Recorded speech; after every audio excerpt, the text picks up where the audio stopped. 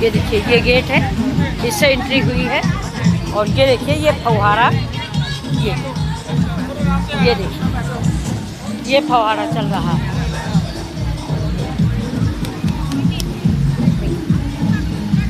भाई हम कहें कि हमको लगा कि ये देखिए जगह जगह पे डांस हो रहा है। एक तो पंजाबी संस्कृति है। ये देखिए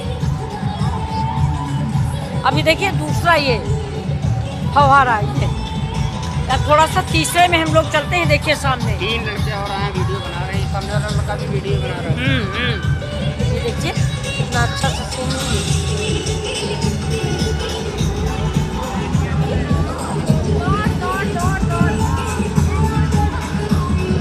ये कितना खूबसूरत है। आप देखिए, ये देखिए फव्वारे कैसे चल रहे हैं।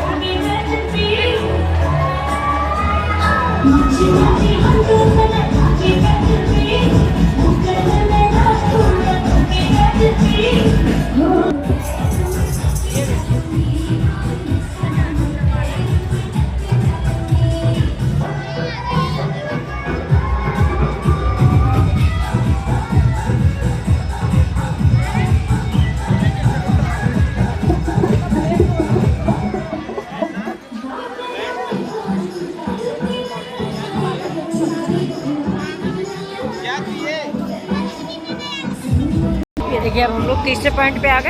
ये देखिए अब नीचे उतर रहे हैं हम लोग।